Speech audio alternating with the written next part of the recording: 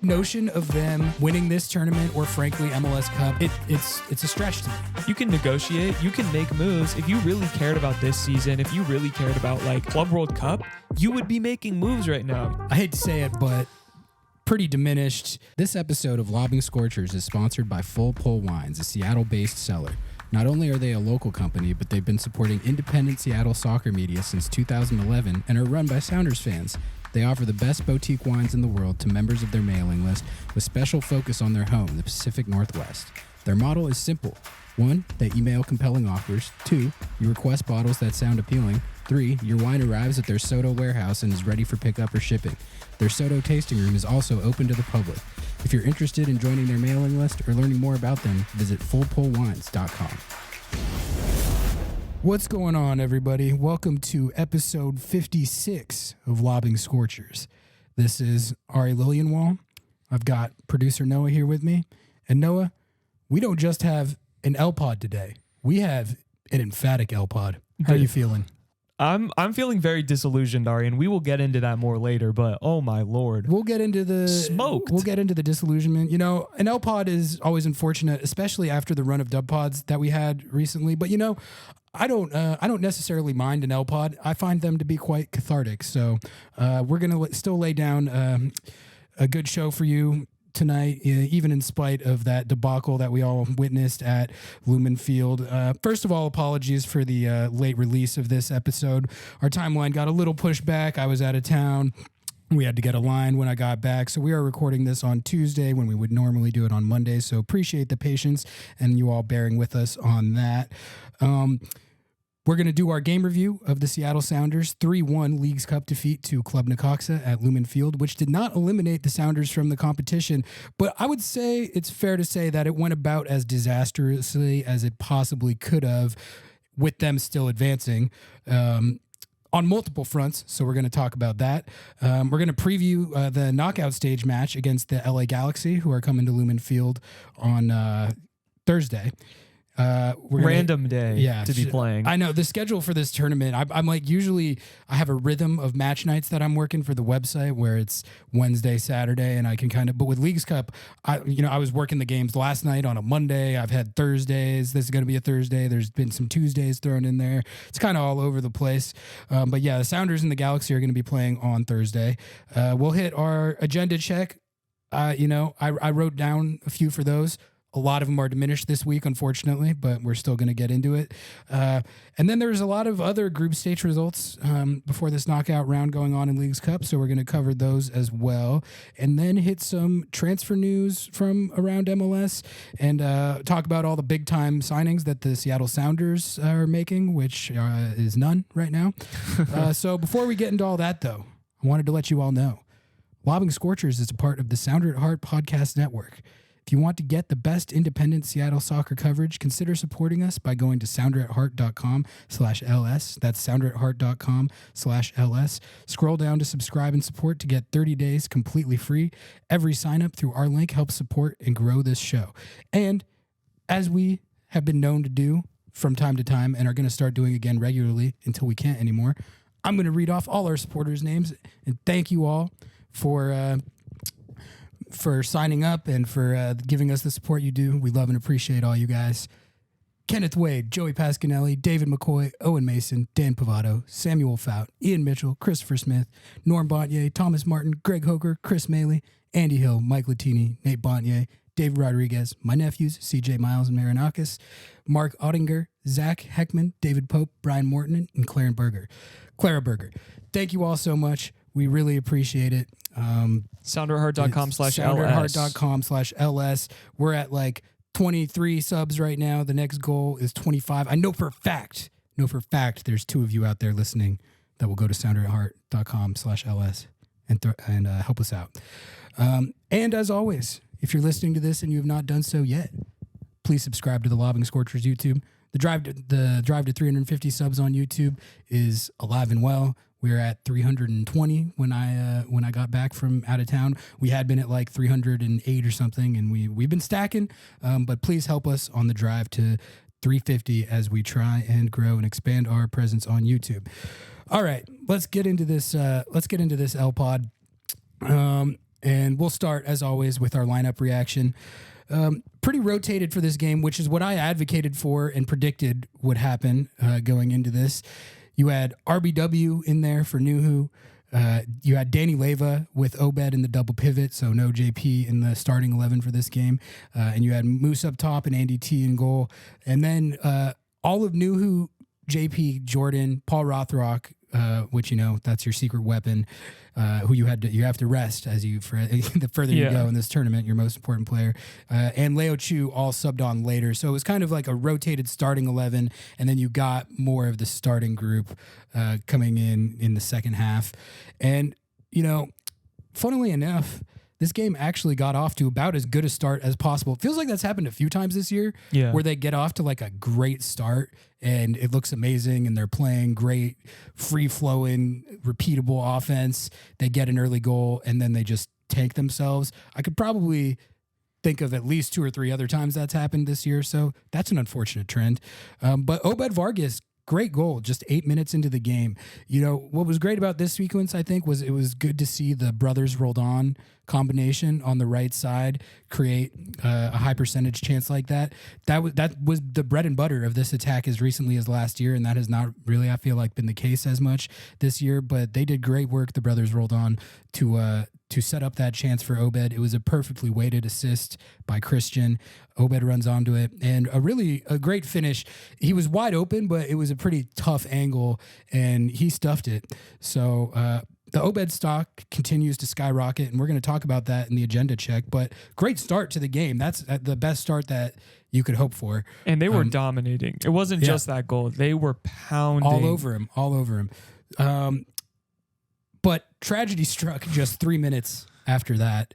And this is really, this is where it all torpedoed about as much as it possibly could have. Yeah. I believe it was either in the 10th or 11th minute, so just after the goal, when Pedro de la Vega, who we've talked about a lot this season, about how him breaking out and being a dynamic and productive and creative member of this attack is the most important factor in this team reaching whatever trophy contending ceiling it might have.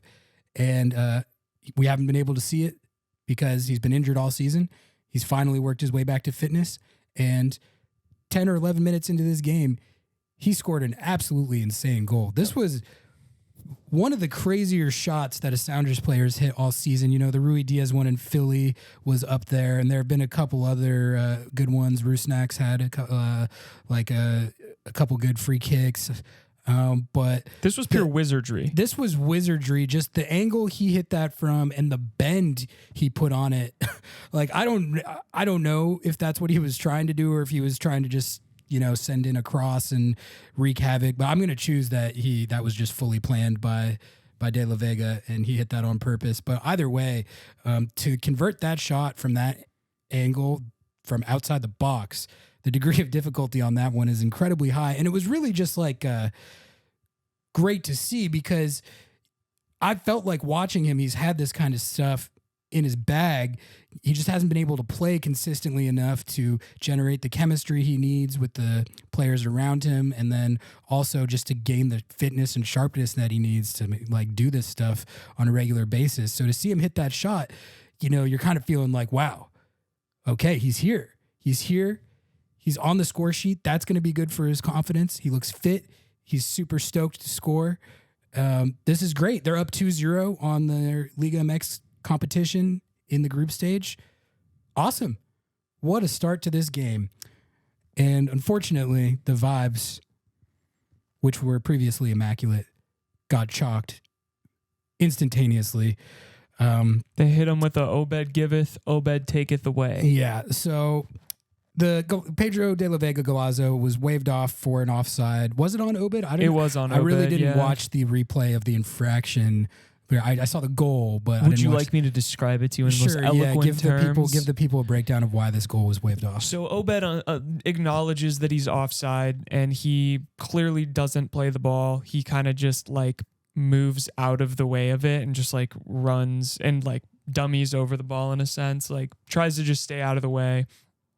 He had made a run previously, and I can't even remember. I think it might have been Christian or Alex who made a pass to Obed's space area and he was offside, came back onside, tried to avoid the ball best he could, kind of maybe inhibited the defender with a little bit of a collision, and Pedro was able to swoop the ball, take it inside, and that's when he ripped off this gnarly curl of a shot. It's a tough but fair ruling, I think, personally. I think that if Obed hadn't actually like physically gotten in front of the defender, that it would probably be fine, but he did kind of impede his movement to the ball, which Pedro was able to exploit and cut in. Jeremiah disagreed with me, but that's my take. Yeah, it seemed like the consensus was that it was people could see where the logic was, but it felt kind of tough and harsh, if that makes sense. Yeah. I would have to really get in the weeds and watch it again to have an informed opinion on that. And frankly, I don't really care enough to do that. The outcome was the outcome. And the vibes were further tanked from there about 20 minutes later when Pedro de la Vega subbed off with yet another injury. It's a groin this time, so it's been hamstrings all season. Now it's a groin injury. And, you know, these muscle injuries, you're usually talking about a few weeks every time it happens, because, you know, it has to heal and then you have to get it back to fitness, and it has to be in a way where it's not going to recur, which, like a groin especially, as much, if not more than a hamstring, there's a lot of risk that either one of those are going to reoccur. That's why groins and hamstrings are really tricky. So for him to have another one of these that's independent of the muscle injuries that he's already had, not great. Is this dude drinking water? Yeah, I don't know what's going on. We're going to talk about it in my takeaways here in a second, but it really, it just added to how chalked the vibes were after the great start and the Obed goal. And really, Seattle just pretty much completely self-destructed from there. They got bammed on 3 times in a row without scoring another goal, and they are limping into this knockout round match against the Galaxy, who are one of the best teams in MLS this year, on the heels of a really just terrible result, losing a player that they really need to make a run in this competition.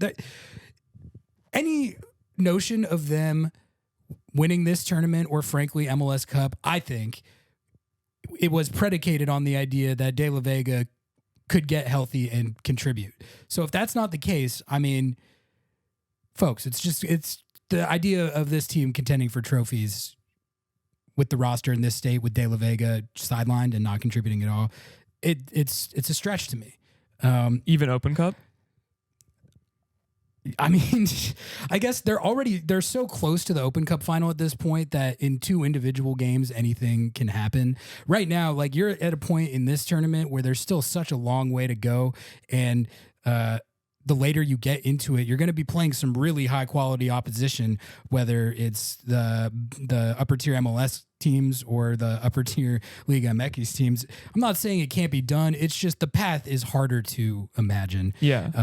And with Open Cup, you have to play LAFC, which we already saw how that turned out. It's a good point. We already saw how that turned out. Yeah, exactly. So I don't know, not to be a downer, but that's just kind of how I see it. I'm going to do my rapid fire takeaways, and then you can tell me what you think of these. And then we'll get into the agenda check. My number one takeaway is that I think with the De La Vega stuff, we've unfortunately reached the point here where you kind of got to consider just shutting him down for the season, don't you? Like, It feels like right now, you know, I'm not a doctor. I have no medical knowledge. So if the medical staff and the coaches evaluate it and they feel like there's still a chance that this can heal and they can get him back to fitness and he can play this year, then great, they should do that. But just based on what I have seen this year, it seems like his body is not capable right now of ramping itself up to withstand the demands of being able to play professional soccer without sustaining muscle injuries.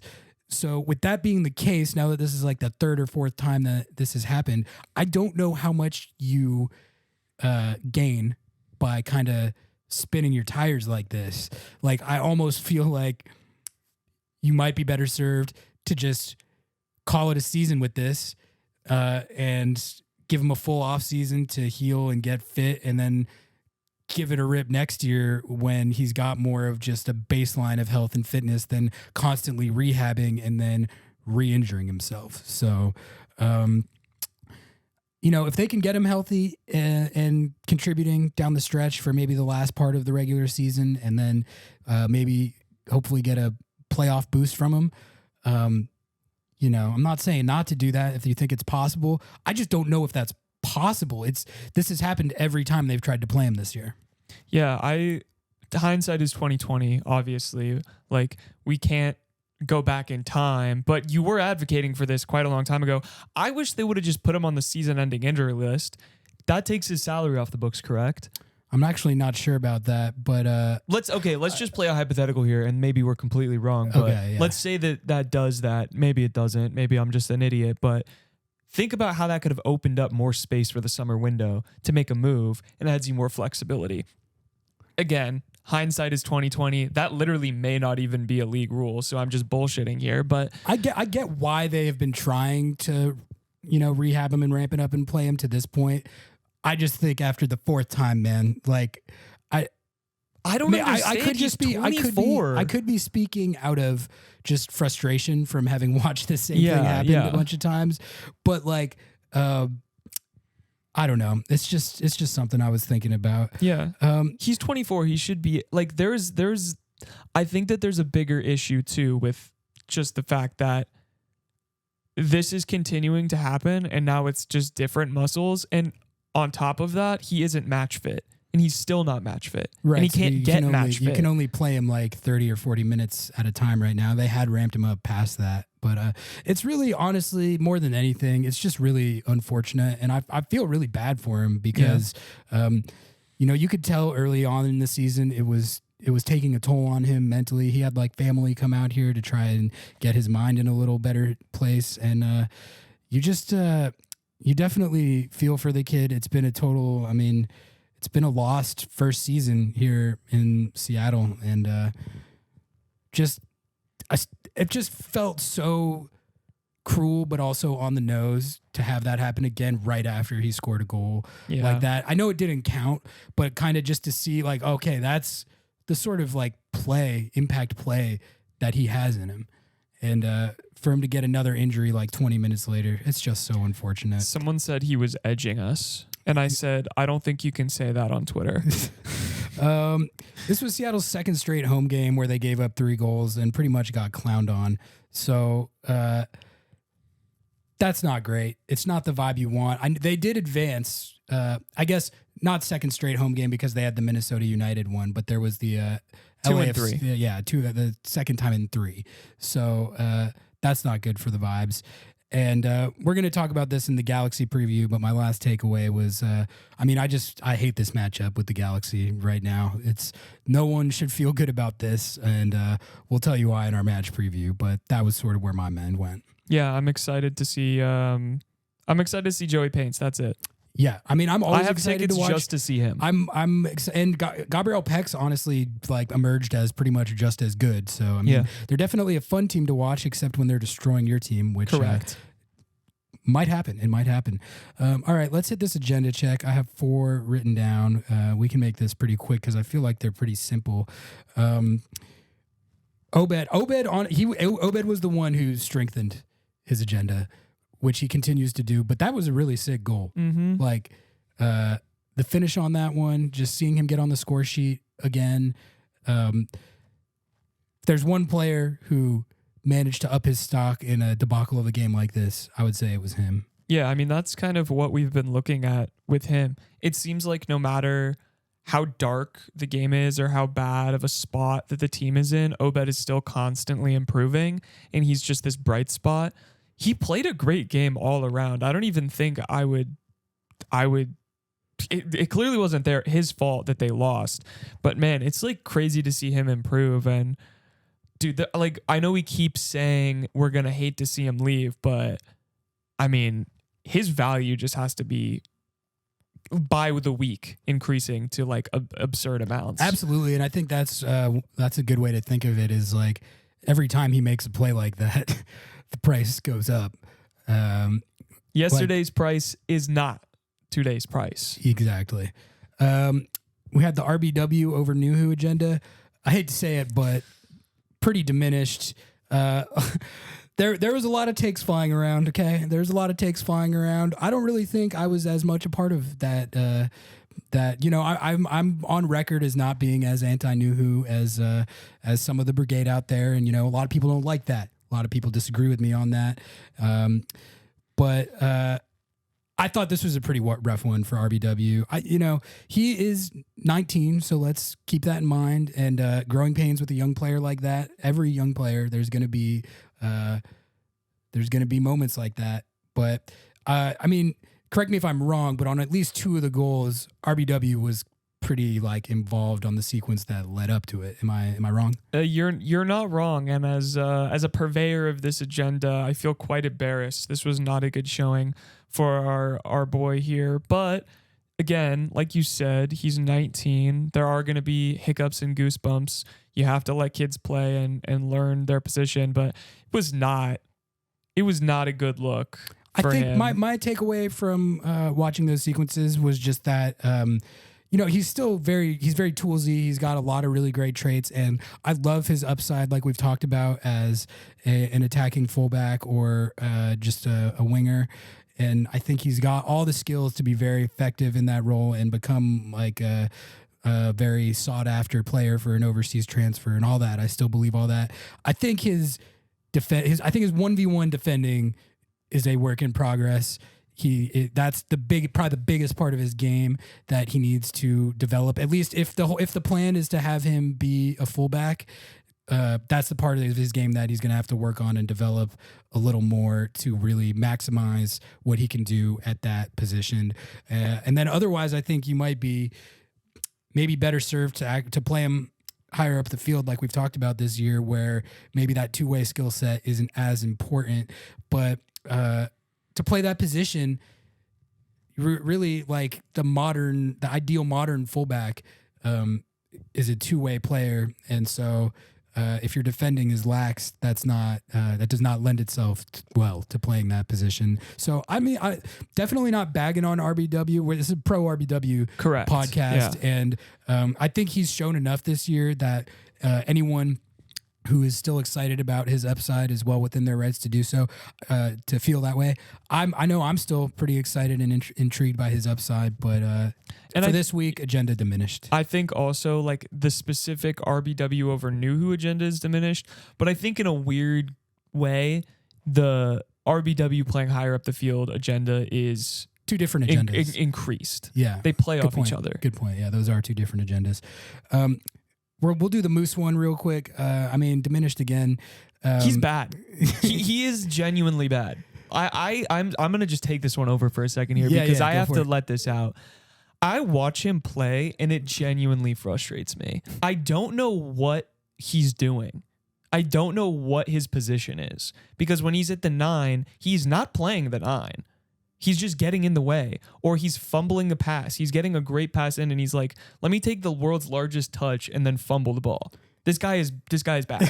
Well, at least with Abear, it was almost more frustrating to watch in a way, because he was getting in great spots and had these wide open high percentage chances, and then he would just miss them or blammo them off the post as hard as he possibly could, which that was frustrating in its own way. But he was creating high percentage chances, though. Yeah, he was getting in those spots and just not finishing. Whereas it doesn't feel like when Moose has gotten his run this year, he had the one goal right early in the year, and remember we were vibing on. We were yes, that was when Jordan and Raul were just garbage, stinky mode, and we were all right, activate Moose. Oh god, no one go back and listen to the episodes where we advocated for starting Moose over Jordan. And I probably said that at some point, because he had scored a goal and he was looking. He was the hot hand. He was the hot hand, and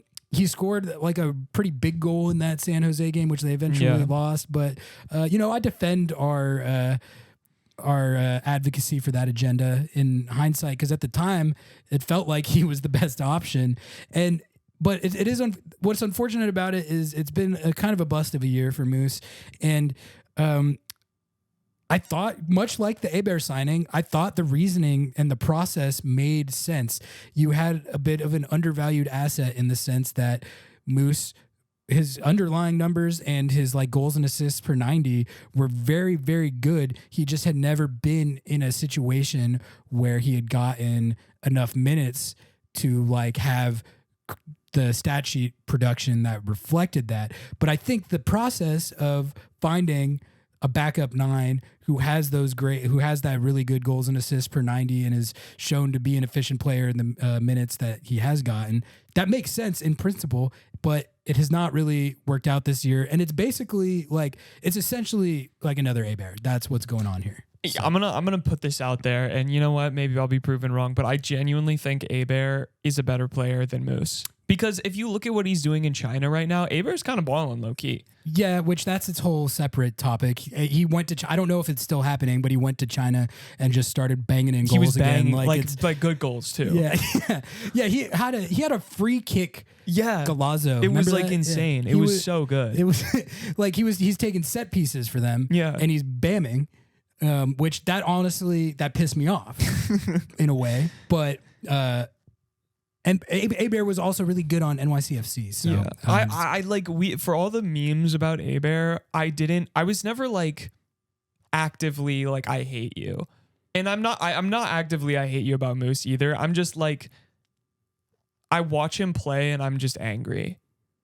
And I think that I was more with Abear. I was more just like frustrated because I was amazed by Abear. Yeah, it was like it was like a sight to behold. Yeah, yeah, it was like it shouldn't have. It literally reveled all statistical probability. It set off an entire like 4 months of XG discourse. Yes. By its one player. One player single-handedly validated all of my feelings about XG. I don't even harbor any negative feelings about his tenure on the team. I kind of love him now. Yeah, because of the novelty. Yeah. Of I've never. I mean, I guess it's happened with Seattle before because before Abear there was Nelson Valdez, legend, who it was the exact same thing where he had all these really good high percentage chances, and honestly, Abear was more recent, so it might feel worse, but I think Nelson Valdez was even more snake bit. Yeah. We're kind of getting on like a tangent here, but I'm kind of into it because we're going down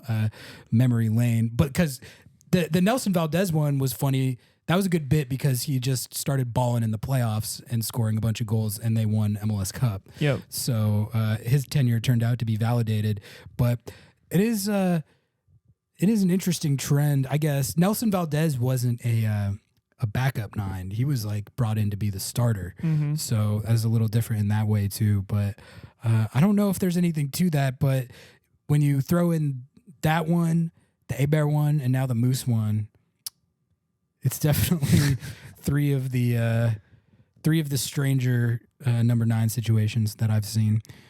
All right, last agenda check. I have the Pedro de la Vega as the savior one, which obviously eradicated. It's diminished and on the precipice of being eradicated. Oh, you're not ready to declare it dead yet. Well, okay, there's still a theoretical possibility. My man is on hopium. I'm not saying that I expect it to happen. I'm just saying that with the amount of games they have left between the rest of Leagues Cup, the stretch run of the season, and the playoffs, it's not like a medical impossibility that a groin injury could heal, he could get back fit, and he can contribute. I think there's a very small percentage likelihood, based on what I've seen this season, that that's going to happen.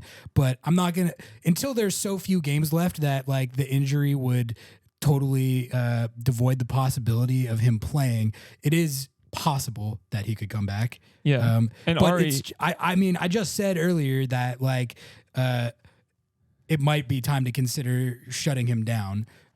So that's just a decision the team and the medical staff are going to have to make. We don't know as of this recording the seriousness of the injury, but I mean, for now, the agenda is unfortunately diminished once again. I mean, I know a savior that once rose from the dead and saved every single person. His name was Jesus Christ. I mean, if Pedro de la Vega comes back and leads the Sounders to Leagues Cup title and then an MLS Cup double, it would be a comparable accomplishment. I think so. Yeah. That's basically as cool as moving a rock or whatever. I don't know. Did you have any other agenda checks? Those were the only. No, four I think that's that's good enough. Let's hit this Galaxy preview. I'm always down to talk about the Galaxy. Are they your second favorite team? Yeah, well, at least to watch. Yeah. Like, and I mean, I've been beating this drum all year. I rate them, at least in attack, about as highly as any team in the league. And I exclude Inter Miami with the Barca boys from any of these discussions. So if you take them out of the equation, I mean, I'm telling you guys, this offense is, when it gets going, whew, it is a buzzsaw like any of the best teams in the league that you could name. I think their attack is just as good as LAFC's, frankly. I think it's pretty much as good as the Columbus Crew, who are the other kind of buzzsaw type team that you could put in this discussion, I think. FC Cincinnati sort of has those qualities sometimes, but not as consistently, and they're also ravaged by injuries right now. So I think the best points of comparison, I think, when we're talking about the best attacks in the league right now are Inter Miami, LAFC, and Columbus. And this Galaxy attack is nasty. I want everyone who watches this game on Thursday, like, I just want you to pay attention to how they play offense compared to how Seattle has played offense for a lot of this year, save for the one electric stretch where I started talking about Jordan Morris and Albert Rusnak as the best like duo of all time or whatever. Mm-hmm. But like when you watch the Galaxy play offense, first of all, their execution in transition, their how clinical they are in front of goal, but then like just also kind of like the speed that they play with, and also kind of the patterns that they run, the chemistry they have. They always know where each other are going to be, whether it's Ricky Puig pulling the strings to get it to Peck and Joey Paints, or Peck hitting Joey Paints with a cross, or Joey Paints hitting Peck with a cross. And then Joveljic is hurt right now and they're still balling. But when you have Joveljic in there, you have one of the better like poacher number 9s in front of goal in the league. The way a team like this plays offense is kind of, that's what you ideally aspire to be. And Seattle had that stretch, which, arguably turned out to be attributable to a soft schedule. But like they had that stretch where Rusnak was really cooking, and they were bamming in multiple goals every single game. And I wouldn't say they were quite as buzzsaw as some of the teams I've been talking about, but there was at least glimpses of that type of quality, that type of offense. The Galaxy play like that pretty much every game. And I mean, their entire front four when Joveljic is healthy is really nasty. And everyone knows how much I love Joey Paints, but honestly, Ricky Puig is really the engine for it all. I think for my money, he's the best facilitator in the league right now. His through balls, his switches, just everything. I mean, this guy he's Barcelona made, he's the real deal. The fact that he came over here when he was 22 is pretty cool. But he's a fantastic player to watch. This whole offense is fantastic to watch. And all that's to say, like I said, I hate this matchup for Seattle. I'm not really a big prediction guy. We don't really do predictions all that often on this show. But if I had to make a prediction for this game, I'm taking the LA Galaxy all day. I don't really care if they're on the road. That, maybe that affects something and gives Seattle more of an advantage than I'm giving credit for. But we saw this is a very similar offense to what LAFC runs out, and we saw what happened with that.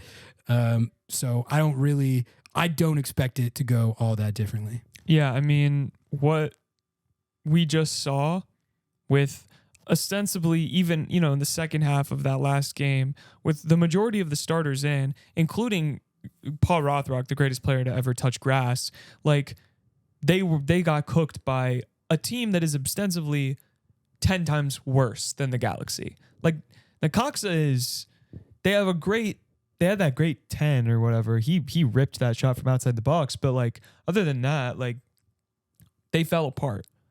And now you have JP potentially having a concussion. You have Pedro de la Vega potentially dead. And yeah, I don't know. The vibes are bad.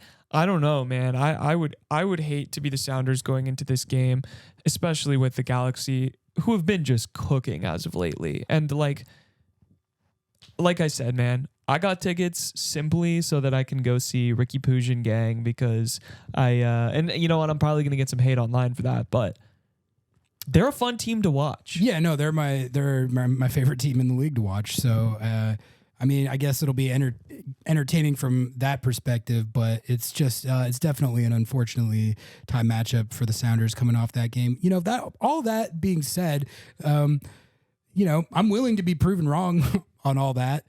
I believe when these two teams played earlier this year, it was pretty competitive in LA. It was 1-0 Galaxy, if I'm not mistaken. So if Seattle's defense is up to the challenge, and really, I think the key when you're playing a team like this, and specifically this team, is you just really, if at all possible, you want to muck the game up and prevent them from getting out and running and cooking in transition, that's playing into their hands. That's when they are at their best, and their execution in those situations is ruthless. And I actually, thinking back on it now that I'm remembering, Seattle did a pretty good job of that the first time these two teams played. Nuhu did a really good job on Joey Paints in that game. I remember that. And just in general, Seattle's back line, the CBs and both fullbacks, they were able to stop LA from getting into the gear that they're capable of getting to.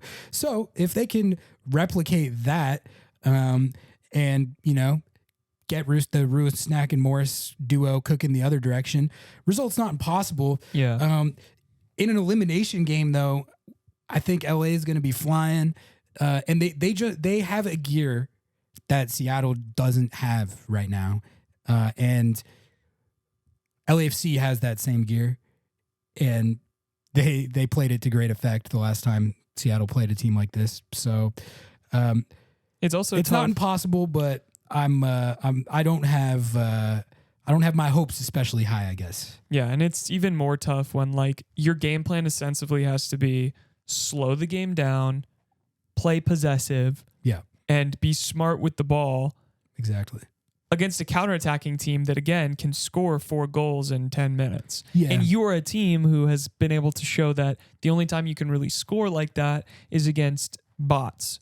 Well, the Galaxy do like giving up goals. I was just going to say. But it's going to be a battle of, like, catch up, or are the Sounders going to panic if they go down? Like, that is, like, mentally, at least, in my opinion, I would side with the Galaxy all day, just based on tactics and how you have to kind of play this. Yeah, that is the one thing I will say as well, is that the Galaxy's defense, which has been famously one of the worst in MLS for the past like 3 or 4 years, has been much better this year. And that's a big part of the reason why they're so much further up the table than they usually are, is that they've managed to combine this buzzsaw high-powered offense with a competent defense. But I'm telling you, they still show these glimpses of their old selves. They can't quite change who they are. They still are prone to giving up really bad, really ill-timed goals, in much a similar way that the Sounders have done, frankly, at points this season, and honestly dating back to last season. But like the Galaxy defense, they do that less. Yeah. But they still do that. So that is why, honestly, as good as they are on offense, every single game that you play against them, you do have at least a slight chance because of their propensity to at times melt down on defense, which I would say there's probably a higher chance that they're going to melt down on defense like that on the road than if you had to play there. So that's another potential avenue for Seattle to have a chance at winning this game. But I mean, it's just when they're on their game, they're tough to stop, man. It's like a snowball rolling down a hill. Yeah, Ricky Puig is disgusting. Nasty. Okay. Let's whip around some other Leagues Cup results, and then we'll hit a couple of other news items and then get on out of here. Does that sound good now? Let's do it. Okay. One funny thing that happened in the group stage is that CF Monterrey got grouped and they fired their coach, which CF Monterrey, I'm pretty sure about this. If anyone out there has a different stat on it, correct me if I'm wrong. But they have the most expensive roster, I believe, out of anyone in either league. They have the most money behind their roster of anyone in this tournament. And they got grouped. Maybe not Inter Miami, but I mean, I don't know. We'd have to look that up. They might be more expensive than Inter Miami too. But either way, they're among the highest spending teams competing and got grouped and fired their coach. And I think my takeaway from that is that, we were debating on the last show how invested, how much the Liga MX teams cared about this tournament. I think that kind of shows that they are taking it seriously to some extent if getting grouped results in a coach firing. I'm sure there's like more context to it from that. And but like the Liga MX teams are not that far into their season to where I would think that firing a coach would be on the table. So I don't know. Maybe they care more about it than we were giving credit for. But also, I just think it's funny that that happened because they were a team that I think a lot. I mean, I picked them to go really far when I filled out my bracket, obviously. So surprise result and a coach firing. The Galaxy, who we just talked about, they knocked out Chivas. So that was also... Wait, LAFC isn't in the tournament anymore? They're out? LAFC is out? Yeah, they're out. Chivas. Oh, Chivas. I didn't know that they didn't promote this El Tráfico very well. I see the joke now. I was like, I don't think so. I'm pretty sure they're not. Chivas de Guadalajara knocked out by the LA Galaxy on penalties. So that was another good result for MLS. I would say that the trend we were talking about of MLS teams dominating has evened out a little bit. And I think the Liga MX teams, one factor we didn't talk about on the last show that I've seen brought up that I think actually might be a contributing factor is the fact that these teams are very early in their season and you're not really like we always talk about when MLS teams are in Champions Cup, they have that same disadvantage where they're just starting their season and getting fitness and playing against teams that are like mid-season. That's sort of the situation that the Liga MX teams are in with this tournament. And I do think having watched enough Champions Cup in my life to say that does have an effect. And I think that's a reason to think that as we get further into the tournament and they're able to get more reps, more games in and get more fit, you're probably going to see the results even out quite a bit. That's my prediction. Last night I was covering the games and there was a couple good ones. Oh, this one was good. FC Cincinnati scored 4 goals in about 10 minutes on NYCFC, who were up 2-0 at the time. And this was a fun little novelty because did you see this? All 4 Cincy goals were scored by subs. Yeah. Pat Noonan, he freaking cooked. That on it, like. That's got to be the greatest high as a coach. You make 4 subs and they all score to like win you the game in a 10-minute span. He's probably just been flying high ever since that game ended. I watched his post-game interview and I don't know if it had fully hit him yet how hard he cooked on that. But that will probably never happen to him again in his career. He's got to savor that one. But it was also a pretty catastrophic meltdown by NYCFC, who they were right on the precipice of taking a big win against Cincy at TQL. Yeah, one of my favorite parts of this game was New York City FC tweeted they don't stand a chance with a photo of one of their new striker signing. I don't even know his name. When they were up 2-0 and then they proceeded to not stand a chance themselves. That's and tough. Lost. I hadn't seen that tweet. Yeah. That's always tough. That's a tough scene. I can't lie. The Colorado Rapids game against Club Leon was really good. It was 1-0, and it was kind of popping off late. It was one of those situations where Club Leon was kind of hanging on to a lead for dear life, and the Rapids were really chasing the equalizer. 97th minute, literally like last play of the game, right before it ended, the Rapids get the equalizer. It was Keegan Rosenberry to Rafael Navarro to tie it, and then Zach Steffen, who has taken a lot of criticism this year. He was a big-time signing, at least name value-wise, for the Rapids that had not really been performing up to the level of the last time he was in MLS when he won goalkeeper of the year and then got transferred to Manchester City and loaned out a bunch of times. But he really hadn't been living up to what they thought they were getting when they made that signing. But he was a beast in this shootout. The game-winning save that he made, it's pretty rare that you see this. The guy hit it to Zach Steffen's left, and he laid out to save it and like caught it. Like it didn't deflect. That's he saved sick. It so good that he literally caught it. So the Rapids, they got they got smoked 4-0 by the Timbers in their last game. Didn't have Georgi Mihailovic for that game. They do have him back now. So the Rapids are they're an interesting little squad. Like, honestly, as much as the Zach Steffen signing has underwhelmed, the Georgi Mihailovic one is arguably one of the like top 2 or 3 best signings any team made, and I don't even think that's an exaggeration. Like, they built their whole thing is built around him, and he's just been like racking up stats, and they have a pretty inconsistent offense, I would say, but it's like when it looks good, it looks pretty damn good, and Georgi Mihailovic is a big reason for that. At least they have some kind of ambition too with signings and stuff. I mean, their fan base would well, I think it's fair to say that in the past, but I mean, signing Zach Steffen and Georgi shows some kind of. Maybe I'm wrong. Maybe I'm wrong. No, I think with how, at least with the Georgi signing, with how it's worked out, like it looks like that in hindsight. But like at the time, I saw that they signed Georgi. I was like, okay, that's like a pretty good signing, but I don't know if that's like he's like an elite number 10 in the league. Yeah. And I guess he had been for he's a Chicago Fire homegrown, and then when he went to CF Montreal is when he broke out, and he was honestly performing like an elite number 10 for them when they transferred him to the Eredivisie.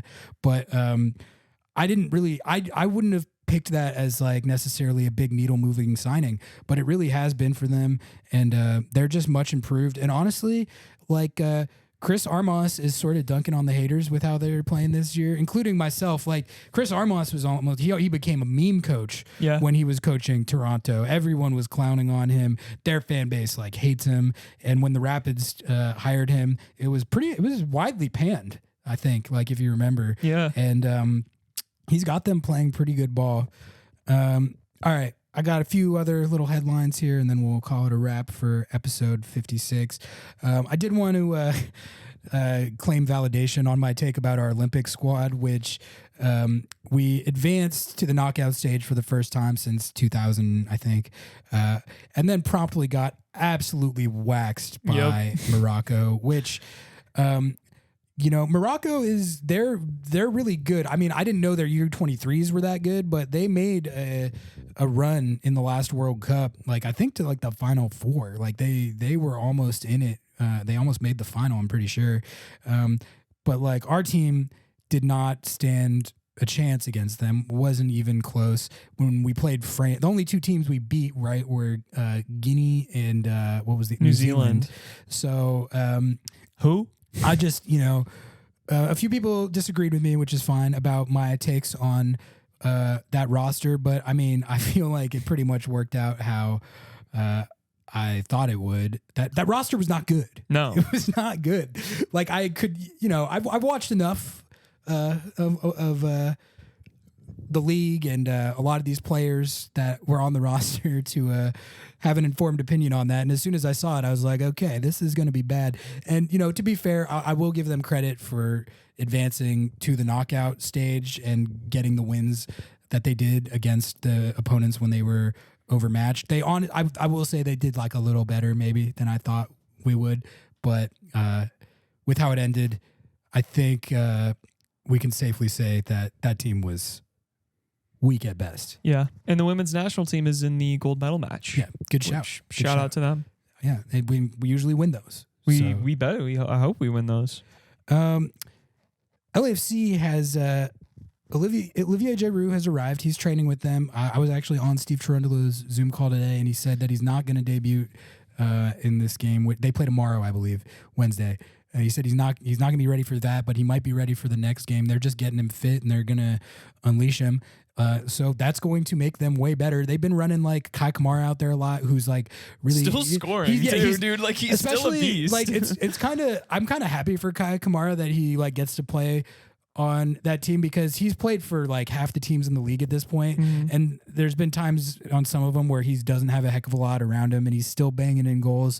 But like on this LAFC offense, like he gets a lot of high percentage chances, which Kai Kamara has been converting for like 20 years. Yeah. So I bet he's probably having as much fun as he's had in his career playing on that team with how good they are in attack and the kind of chances he's getting. But like, I mean, there are levels to this. Like Olivier Giroud, even at 37, is a huge upgrade over 39-year-old Kai Kamara. And they have Denis Bouanga, the evil, demonic, goal-scoring force of nature spawned directly from the gates of hell. And now you're throwing Giroud in there. So, I mean, guys, I fully expect this guy to be banging in goal after goal after goal. At I mean, Starfire. He's that would be sick. God, I need Giroud at Starfire. Like that would, I wouldn't even care how the match would turn out. Just like how fucking the novelty funny that would be a good novelty Yeah. if he did that. But I mean, it's just like, you know, the rich get richer, and I mean, he's one of the best. He's the leading goal scorer in the history of the French national team. So now that they're integrating him naturally, they're also signing Griezmann, who's they're in talks, rumors. They're talks. in yeah, they're in talks. But like, I think it's a situation where he and Giroud are boys, and it's sort of like an Inter Miami thing where they're bringing in his buddy, who's also, I mean, he's another one of the better attacking players of recent times. Folks, Yep. like that's the type of level of player that we're talking about here. And he's only 33. I was looking it up.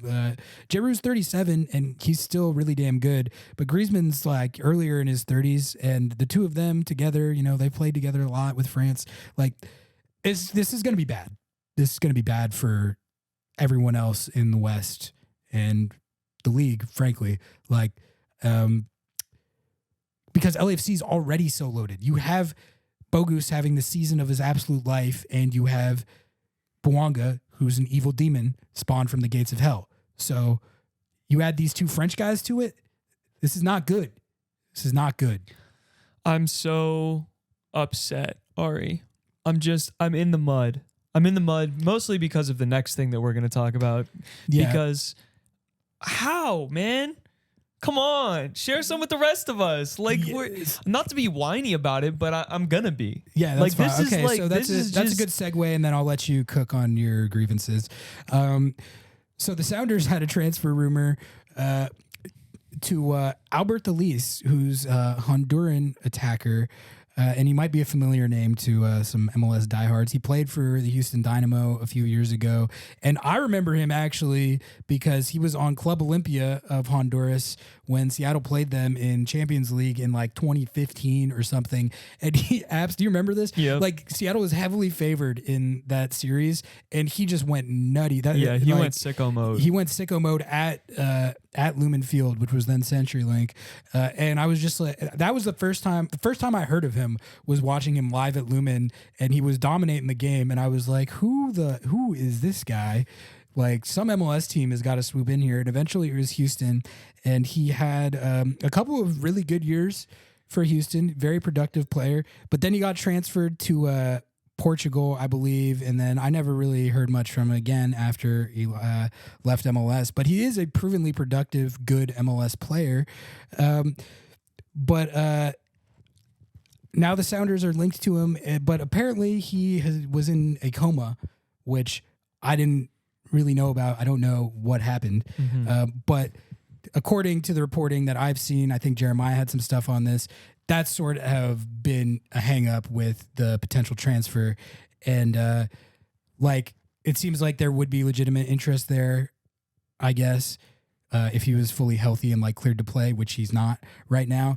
And honestly, like if the health thing wasn't a factor and it was just we were judging him as a player and based on his track record and his career, I would be kind of down with that signing. Like he's been a good MLS player, and his skill set is something I think that Seattle could use with what he brings as a wide attacker. But it is just like, I mean, I'm sure you're going to hit on this to an extent, but like, even if Elise was healthy, like the contrast between what LAFC is doing and signing Griezmann and Giroud, I mean, it's a stark contrast. And yeah, to be clear about the Elise transfer, they had initially investigated and had talks, but kind of decided against it, from what it seems. So it seems very, very, very, very unlikely that they would sign him. Mainly because he hasn't played soccer in 6 months, and he had a head injury and was put into a coma. And I had a tweet poking fun at this, like, oh, LAFC signed one of the best French players of all time and are now in talks to sign another one of the best French players of all time. And we are in conversation to sign a dude who was in a coma and hasn't played soccer in 6 months. It is a little on the nose with the other report. And just like, it's LAFC is making the biggest splashes right now, but there's been like a lot of moves flying around. Remember we were talking about how Columbus, every time we look up, they've added like with the DeJuan Jones trade, but also they signed another guy today. So I understand like Seattle's rationale for not making moves is that they're up against the cap and there's not a lot of flexibility and stuff. But like, I'm sure that someone who knows the stats and the math of the money behind it could explain it, but it's like how are all these other teams not quote unquote up against the cap? It's because they're making outbound transfers as well. Like there's players on this roster that are sucking up so much cap space that like if they're not going to play, you have to move them. They need to move on. You need to find a way to make moves, and like there's just zero ambition, it seems, for any of that. Maybe they're just not getting offers, but I don't know. At a certain point, like, if you could move a Leo Chu and then bring in someone new, that would inject some fresh energy. They got an offer for Obed, not saying that it would be the best thing to do to move him, but like you have an offer for Obed, who that's a good bag. Maybe you move Leo Chu, and like not saying that that's exactly who I would want to move, but there are like actual real offers out there. Not saying they're exactly what you want, but you can negotiate. You can make moves. If you really cared about this season, if you really cared about like the Club World Cup, if you really were actually focusing on that, you would be making moves right now. You would be making really hard decisions. They're not doing that. Yeah, it's a fair grievance, and I definitely understand the frustration. I mean, we'll be keeping tabs on all the other transfers and goings on, and I'll let Noah complain about it. I think we're good to call it a wrap there. I didn't have anything else unless you did. No, I appreciate you all for listening. Yeah, thank you all so much as always for tuning in, and like I said, for bearing with us on the timeline getting pushed back this week. We should be back on our normal schedule, and also apologies for not sourcing any questions this week. We'll get back on that routine as well. I was out of town, so I didn't have a chance to do that like I normally would. But people got to stop getting married, Ari. Yeah, what's I know, going on it's with that? Getting ridiculous. Like, comment, rate, subscribe, write us a review, sub to the YouTube. Support us at Lobbing, Scorchers, or at sounderheart.com/LS. Until next time, we out. Peace.